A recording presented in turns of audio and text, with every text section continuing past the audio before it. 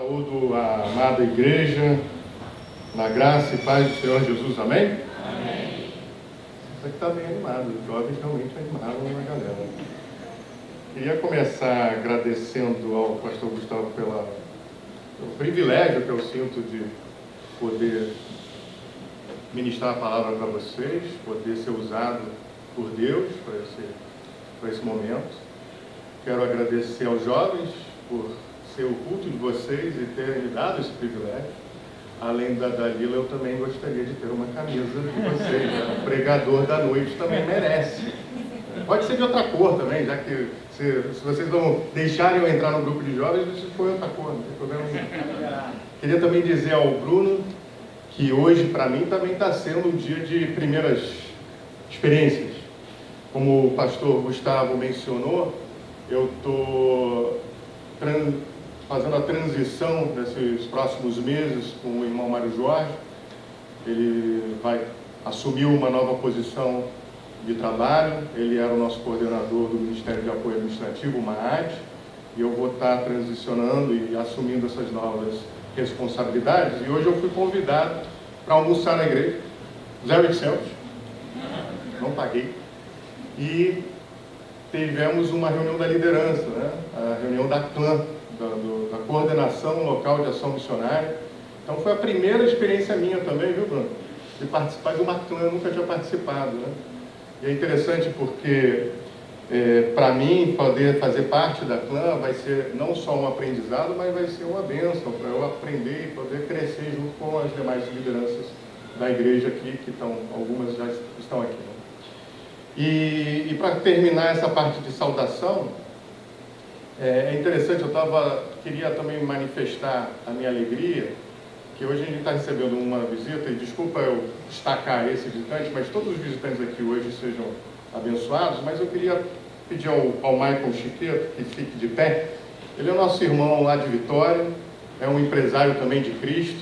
Existe um atleta de Cristo, surfista de Cristo, e existe um empresário de Cristo. Ele é um desses, eu sou também, eu me enxergo também como, brinco que eu sou meio empresário de Cristo, auditor de Cristo, consultor de Cristo, aquela coisa toda. E é uma bênção ter você aqui, viu, Michael? Obrigado por você ter aceitado o meu convite. Ele passou um WhatsApp dizendo que estava na cidade. Eu falei assim, cara, que coincidência feliz, eu vou pregar hoje. Vai lá na igreja. Aí ele falou, pô, vou sim. Aí ele falou assim, não, que horas é, não sei o quê, qual é a situação da cidade, tá tudo bem? Aí eu falei assim, tá tudo bem, mas a igreja fica na frente de Santa Marta, já fui avisando ele. Mas tá tudo ótimo, né? Falando até sobre isso, a gente vai ler a palavra agora, mas eu acho que todos nós aqui podemos nos colocar na figura de pessoas com ousadia. Hoje de manhã o pastor pregou que a nossa igreja precisa orar por ousadia, e eu acho que só de nós estarmos aqui, de frente para o Santa Marta, orando e agradecendo e louvando a Deus, e por mais que de repente você tenha sentido uma pontinha no coração, né? Será que vai estar tudo bem, né? Será que não vai ter nada? Só de você estar aqui hoje eu quero agradecer por essa ousadia que você teve de vir aqui louvar a Deus e ouvir a palavra de Deus. Para aqueles que puderem se levantar para a leitura da palavra de Deus, eu os convido para abrirem suas Bíblias em Mateus 24, no capítulo 3. Nós vamos ler até o versículo 13, depois vão ter outros textos bíblicos. Então, eu aprendi com um determinado pregador da minha vida muito importante, que foi meu pai, de que a palavra de Deus, a pregação da palavra de Deus tem que manter a palavra aberta, porque a gente vai estudar a palavra, a gente vai ouvir do que Deus quer falar. Não é o Guilherme que está falando, é a palavra de Deus, é o Senhor que quer nos falar. Diz assim a palavra de Deus, né, a partir do versículo 3. Aliás, eu vou só fazer uma anotação, a partir do versículo 4, perdão. 24:4. A minha tradução é um pouquinho diferente, mas vai seguindo comigo. Respondeu-lhes Jesus: acautelai-vos, que ninguém vos engane, pois muitos virão em meu nome, dizendo eu sou o Cristo, e enganarão a muitos. Ouvirei de guerras e rumores de guerras, mas cuidado para não vos alarmardes. Tais coisas devem acontecer, mas ainda não é o fim. Levantar-se-á nação contra nação, reino contra reino, e haverá fomes, pestes e terremotos em vários lugares. Todas essas coisas, porém, são o princípio das dores. Então vos hão de entregar para serdes atormentados e vos matarão. Sereis odiados de todas as nações por causa do meu nome. Nesse tempo, muitos se escandalizarão. Trair-se-ão mutuamente e se odiarão uns aos outros. Surgirão muitos falsos profetas e enganarão a muitos, e por se multiplicar a iniquidade, o amor de quase todos esfriará. Mas aquele que perseverar até o fim será salvo. Feche os seus olhos, vamos orar. Senhor nosso Deus, nosso Pai, nós nos colocamos na Tua presença, agradecidos pela Tua palavra. Fala, Senhor, aos nossos corações. Usa-me, Senhor, nesse momento. E que, Senhor, a Tua palavra seja soberana nas nossas vidas e possamos sempre ser guiados por ela. É o que nós oramos, em nome de Jesus. Amém. Pode se assentar.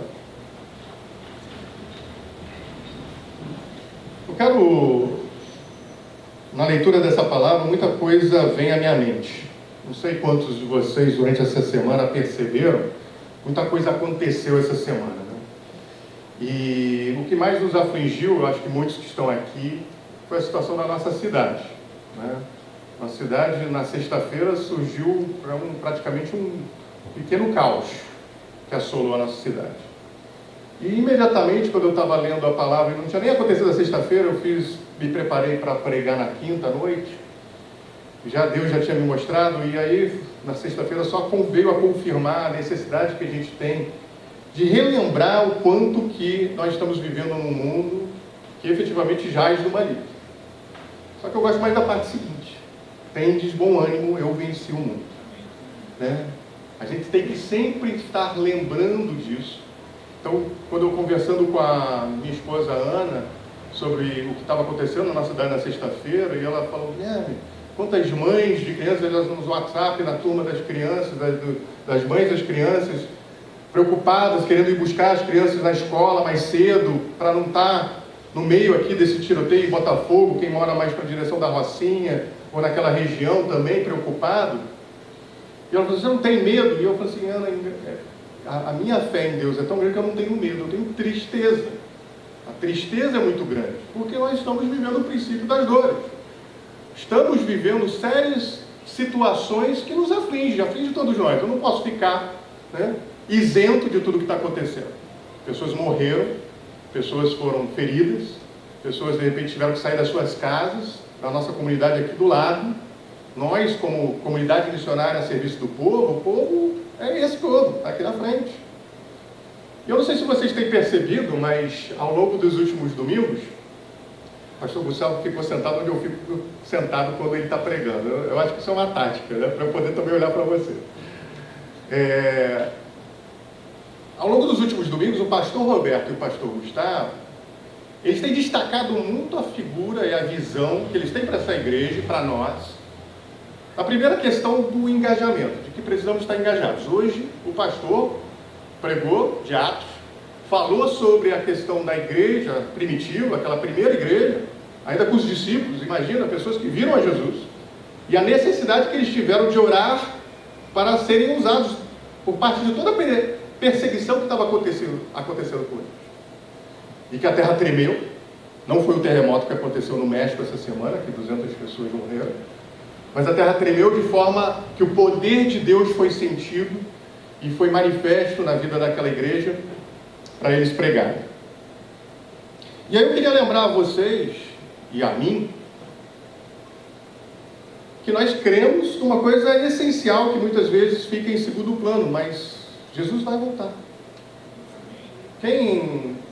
O pastor falou assim: tem que ter outras pessoas que não são ministros do Evangelho, né? Então essa é a minha posição aqui. Eu não sou ministro do Evangelho. Apesar de ter sido criado numa casa onde meu pai foi pastor, foi bispo, sendo, digamos assim, no cotidiano meu, no dia a dia, está muito envolvido com as questões de igreja, é interessante notar que eu nunca fui da clã, nunca fui, né, de uma liderança de igreja local, e é algo que vem sendo transformado. E até só para abrir um parênteses, foi interessante porque hoje de manhã o pastor pregou, mas quem viria pregar o nosso bispo, o bispo Paulo Rangel. Foi engraçado porque ainda para o meu ouvido ainda é difícil. Eu escuto o bispo Paulo quando o Gustavo foi falar de manhã, porque o bispo Paulo, aí eu já esperava o Lockeman vindo depois, né? Mas ele falou Paulo Rangel. Por quê? Porque no início desse ano, o Gustavo, no processo que a gente tem conversado de maior engajamento, e eu me colocando para ele como que eu poderia servir mais a essa igreja, eu falei assim, sabe, meu pai se aposentou. E eu sempre andei muito à sombra do meu pai, no sentido de que eu não queria nenhum cargo, não queria nada assim de título da igreja. Meu pai já tinha um título que não precisava dentro da família ali, da família mais próxima, ter isso. Eu falei assim, olha, estou à disposição, quero ver, porque agora eu vou deixar de ser, eu vou passar a sair daquela sombra de ser filho do bispo. E o pastor Gustavo falou assim, Guilherme, você nunca vai deixar de ser o filho do bispo. Mas que bom que você está adotando esse tipo de realidade, de busca na tua vida. E é interessante, quando a gente fala sobre a questão do engajamento, quer dizer, os jovens, por exemplo, estarem aqui engajados em ministrar o culto, vários de vocês em diversos dos ministérios, a palavra de Deus, ela nos mostra diversas formas de como a gente pode ser melhores no engajar, na manifestação do reino de Deus. Mas uma coisa a gente tem que lembrar antes de mais nada, que eu não sei se aflige essa igreja, aflige você, mas que já me afligiu bastante, que é, no processo de engajamento, a gente sempre assim, poxa, mas eu sou pecador, eu faço tanta coisa errada, ou eu não coloco tanto tempo da minha vida para Deus, como é que eu vou querer chegar para o pastor e dizer que eu quero atuar na igreja? E aí, lendo a palavra de Deus, ou relembrando a palavra de Deus, a gente lembra de situações onde vários personagens bíblicos passaram pela mesma situação. Eu me lembro, por exemplo, da figura de Isaías, o profeta Isaías, um profeta maravilhoso, que ali no capítulo 6, depois se você quiser ler em casa, é um dos capítulos meus preferidos dessa parte da Bíblia, que ele fala assim, eu vi o Senhor, sou um pecador, sou um homem de lábios impuros, e habito entre pessoas de lábios impuros, e eu vi o Senhor, achando que ia morrer, na verdade. Teve uma visão, e achando que ia morrer, porque pela tradição, quem visse a Deus morria, né? Praticamente assim, cara, se bateu as botas, por isso que viu a Deus, né? Então, e aí sai um anjo, sai um querubim, pega com Atenais uma brasa e toca nos lábios de Isaías para dizer que purificados estão os seus pecados, os seus lábios, e você vai agora pregar. Então essa primeira questão que vem à nossa mente, não importa a situação que você se encontra, ninguém aqui é perfeito, longe disso. Aqui é a casa de pessoas que querem buscar a Deus, e não de pessoas que se sentem como Deus, ou que sejam iguais a Deus, né? Essa semana eu estava discutindo sobre, agora não me vem à cabeça exatamente com o que a gente estava discutindo, mas numa conversa de ao longo da história, várias pessoas tentaram uma busca de santificação plena, de não pecar. E aí eu escutei uma história que foi bastante interessante, que me vem à cabeça agora, de um eremita que conseguiu viver totalmente alheio às situações e só orar a Deus, só honrar a Deus. O diabo tentou ele por diversos anos, e depois de diversos anos da tentação do diabo, o diabo falou assim, olha, cansei, você conseguiu, você não pecou. E aí quando o diabo começa a sair, aquele eremita fala assim, ó Senhor, obrigado porque me tornei santo. E o diabo volta, porque a pessoa teve o orgulho de achar que tinha finalmente, como pessoa, como ser humano, achar que tinha chegado num processo de santificação plena. É impossível dentro do nosso processo, uma vez que temos o pecado original desde Adão a reconhecer que somos falhos. O que a nossa igreja introduz na nossa doutrina e no nosso dia a dia é que o que a gente tem que buscar é o processo de engajamento, e o engajamento também pode ser chamado de processo de santificação. E a santificação não é só o que esse eremita fazia, que eram os atos de piedade, orar, jejuar, louvar a Deus e tudo mais, mas os atos de misericórdia. Então, não existe engajamento só de eu quero ser da oração, eu quero só orar.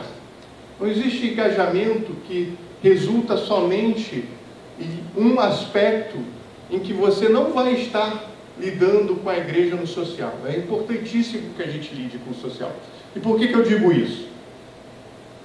Quando Jesus Cristo, que veio como carne, passou os seus ensinamentos, ele passou duas coisas que foram primordiais, que resultam em tudo. Se a gente seguir esses dois, a gente está buscando a santidade e a perfeição cristã, como o próprio John Wesley dizia.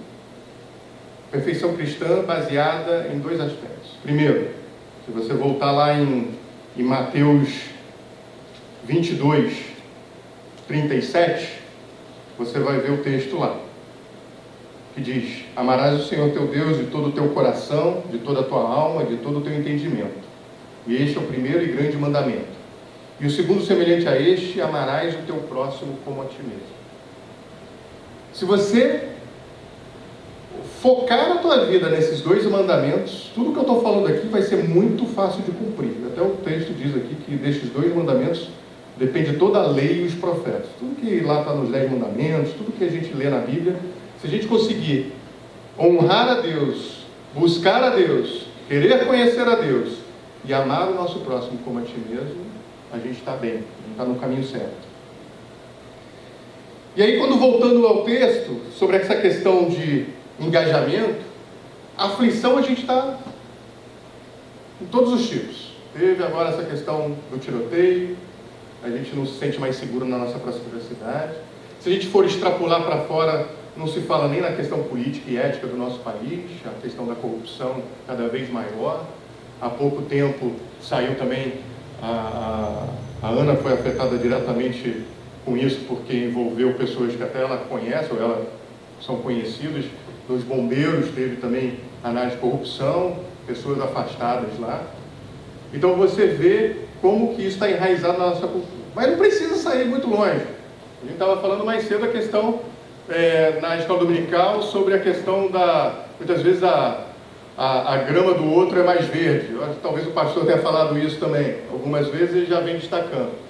Se você sai do Brasil, você só vê situações também horrorosas dentro do nosso mundo. Não só o terremoto no México. Essa semana me chamou muito a atenção de uma instituição ou de uma posição que dentro dos últimos 50, 60 anos tem um peso muito grande, que é a presidência dos Estados Unidos. Na figura ocidental do nosso mundo, sempre teve um peso muito grande o presidente dos Estados Unidos, o que ele falava, por todo o poderio socioeconômico, político que existia com a figura dos Estados Unidos.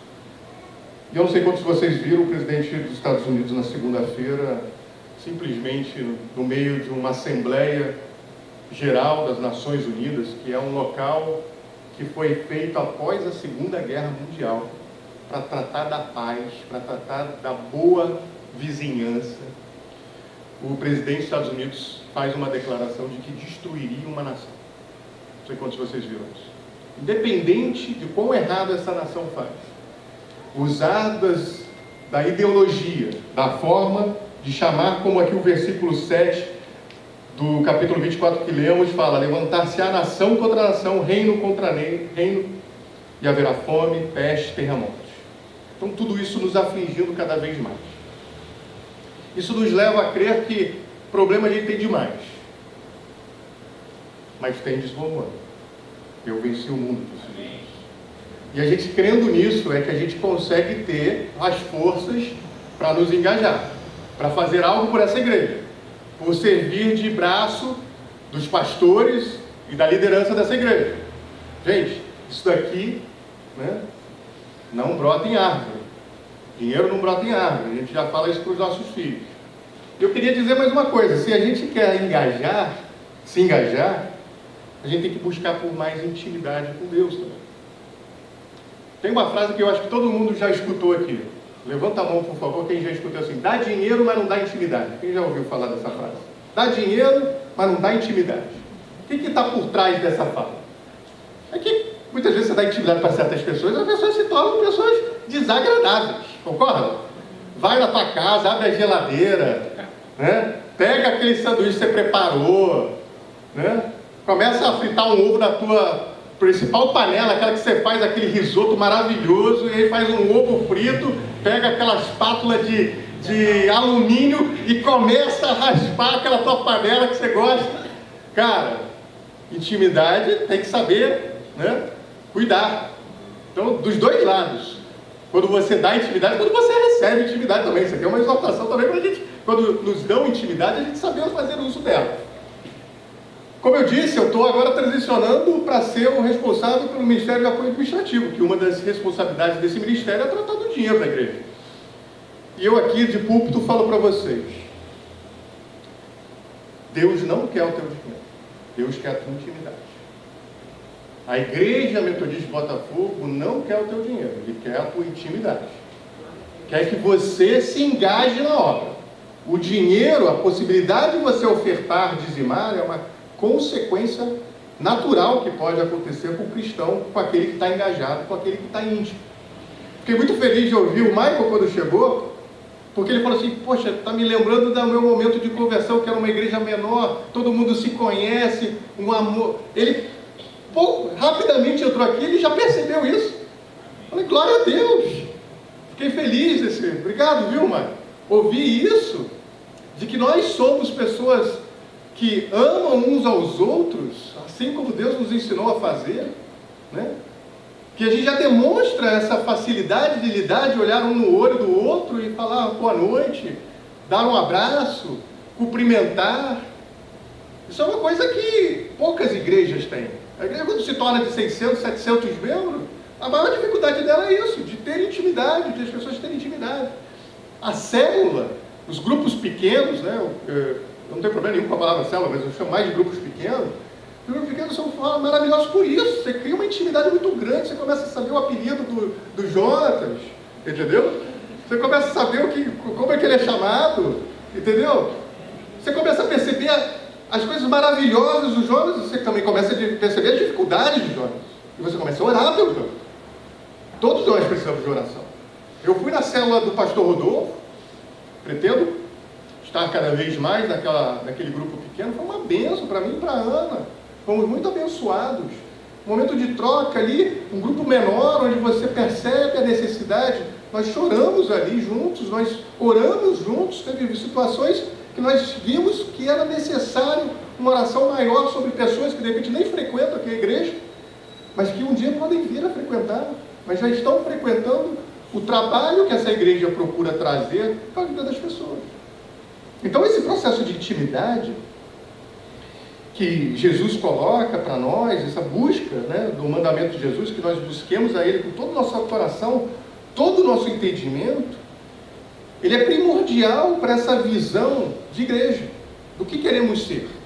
O pastor Gustavo parece que está martelando aqui, por isso que é pregação, né? Porque ele martela essa situação de forma positiva, de forma elogiosa, mas de maneira que todos sejamos engajados na obra. E tem espaço para todo mundo. Tem espaço no louvor, tem mais gente aqui para cantar, tem espaço no Ministério de Apoio Administrativo, gente que tem que fazer conta, que gosta de fazer conta, tem gente que não vai fazer conta. Gente que queira trabalhar no santuário, na oração também, na questão também na questão da missão, do evangelismo.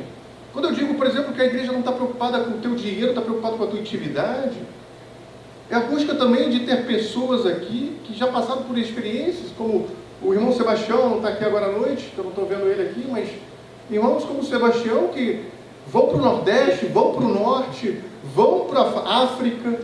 Pastor Gustavo já teve a experiência de ir para a Europa, de pregar para pessoas que não têm absolutamente nada em Cristo. E a gente poder atuar em cima disso, poder também ser obra, ser instrumento para isso, é primordial, é fazer a missão do reino. Essa semana, na segunda-feira, eu tive na minha empresa, a gente estava discutindo lá valores, aquela coisa de... A gente estava rediscutindo, né? Porque já existe. Então, estava falando lá dos valores, das crenças. E uma coisa que me incomodou muito, que eu tive que me manifestar lá, e eu acho que é também aplicável aqui, é que hoje a transformação cultural da nossa sociedade fez com que a gente precise crer e entender a diversidade de pensamentos. Não pode, eu estava dizendo isso lá no nosso caso, que 80% dos sócios da empresa no qual eu trabalho são homens maiores de 50 e se metade desses, 80%, 40% divorciados. Problemas familiares dos mais diversos. E para nós isso é um problema. Por quê? Porque falta diversidade, falta mulheres, falta pessoas com outras, mais jovens, pessoas mais jovens. Aqui, nós temos uma diversidade maravilhosa.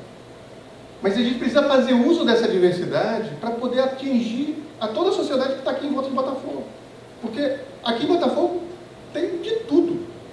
Tem desde o cara super abastado, até o pessoal da Dona Marta que sofre com a questão financeira.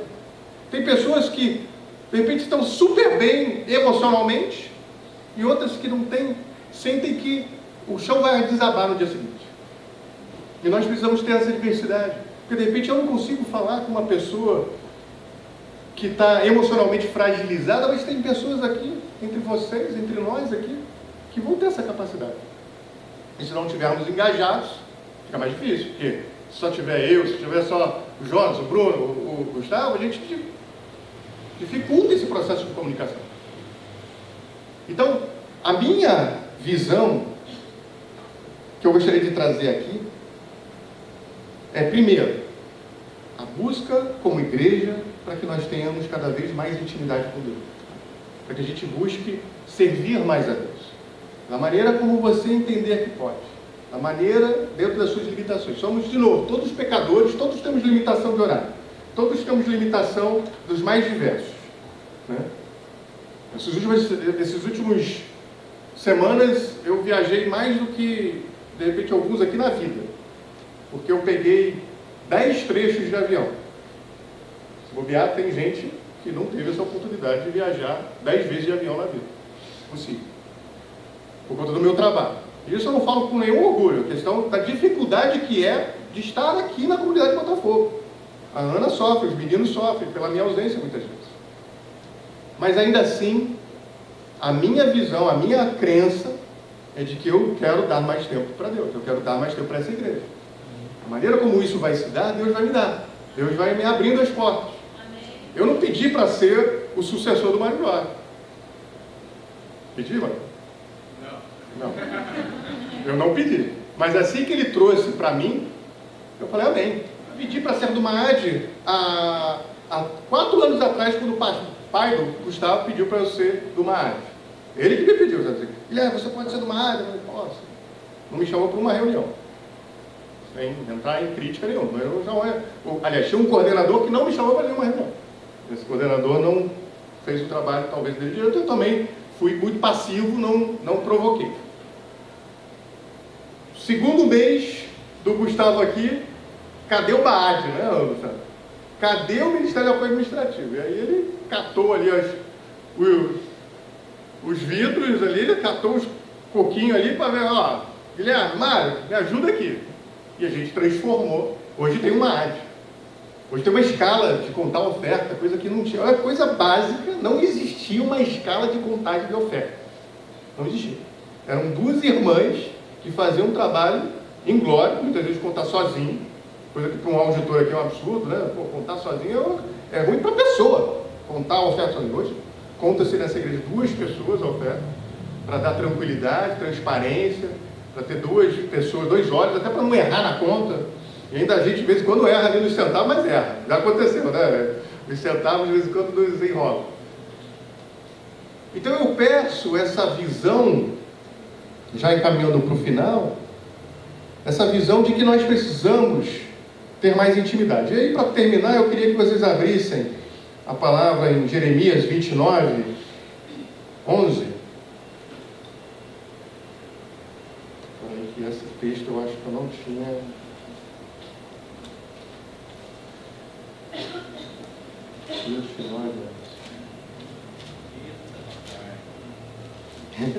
Misericórdia, né?